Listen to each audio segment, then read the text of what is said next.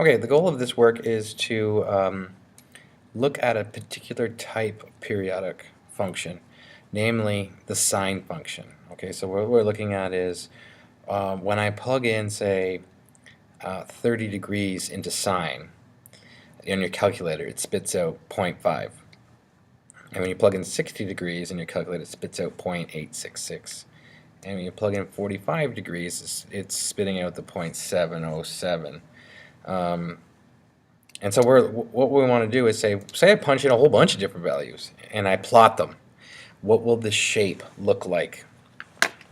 And I'm going to get you to use Desmos to do that. So you're going to click the link below, and it's going to bring you to this Desmos page. Okay, and it says complete the table to graph y equals sine x. And I've got this table set up. X is going to be the angle. Okay, so you plug in these angles into your calculator, and then it's going to spit those numbers out. But Desmos is pretty smart. Desmos is going to do that for you. So I'll get you started.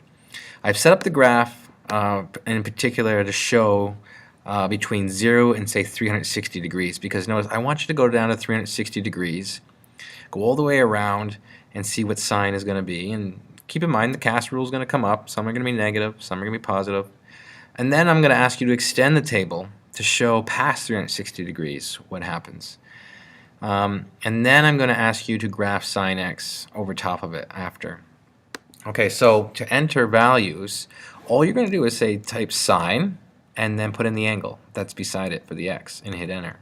So, or you don't have to hit enter, just put in sine of the angle and then move down. So notice it plotted that point right there, which is sine of 0 is 0. And I'll do the first one, or the second one for you, it's sine of 30. And notice that's the 0.5, right? When the angle's 30, it spits out 0.5. And if I graph sine of 60, it gives me that 0.866. And so we see what's going on there. So I'm going to graph those three for you. You put in sine, oh, we got sine 60 in there twice. Oh, we've got a whole bunch of times.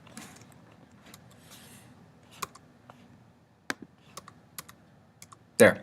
So you put in 90, 120, 150, 180, and so on, and then the points are going to automatically plot up here. And what I want you to do is kind of keep track of the shape. I want you to copy it out on paper so that you have a reproduction of the sine graph on graph paper. Then what I want you to do is I want you to extend the table. Okay, so you can click here and put in 390, and then 420, and so on and so on and so on like that, and see what keeps happening. You can move the graph over to see what it'll look like when you do that. Then what I want you to do is after you get it, I want you to go down and add in y equals sine and then put x.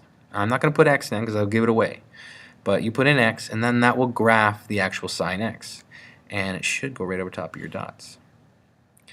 What I want you to do is after you've done that, I want you to go, there's a picture below, and the picture looks like this.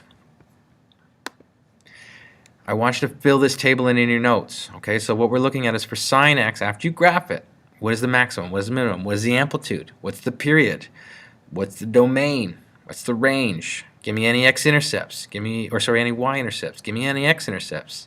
Intervals of increase, like tell me when is it going up, when is it going down. Those are the intervals of increase or decrease. Okay, so you do that for sine x. And then there's another graph in Desmos, which is going to graph cosec. I want you to do the exact same thing to graph cosec. So when you come into class, you're going to have a general sense of what these graphs look like and their properties. So have that ready to begin class.